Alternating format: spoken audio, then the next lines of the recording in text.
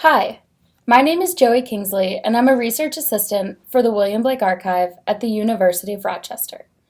Today, I'd like to give you a brief introduction to the search function of the archive, so you can take advantage of the site's organization. Most of the search tools you encounter on other websites usually generate a list of results for different search words and key terms. That's also true for the Blake Archive, except that we organize the results using a variety of categories specific to our editions.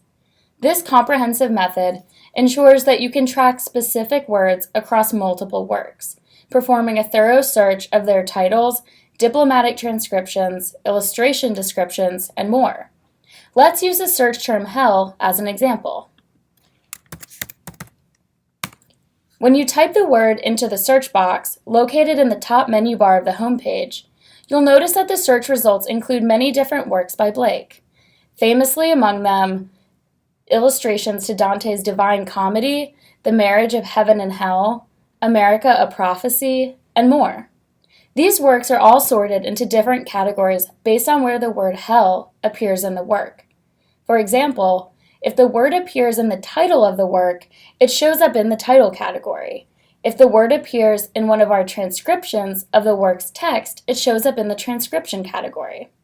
So, all the categories include title, transcription, illustration description, image tag, editor's note, and copy set information, and also work information. Of course, depending on your search term, some categories may not appear if there is no matching search result.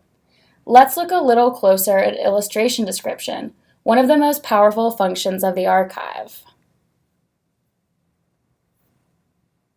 Every Blake illustration in the archive is supplemented with an incredibly detailed description of the illustration's content. This allows users to search for what the images actually portray. So, with our search results for hell, the illustration description category is providing results of Blake's illustrated depictions of hell. For example, if I click on illustrations to Dante's Divine Comedy and navigate to, let's say, Object 4, I can see the illustration, along with its description, and the highlighted terms that match my search. The illustration description, seen here, is part of the work's editorial apparatus, which we'll explain in another video. The advantage of using the digital search function is that you can search for words or phrases that you already know appear throughout Blake's works and see where and how they appear, or discover that Blake uses words or phrases with which you are familiar in new and surprising ways. I hope that this brief introduction has been helpful. We'll be back soon with more tutorial videos about search and other features of the archive. As always, you can check out our blog and Twitter for more info and for publication announcements.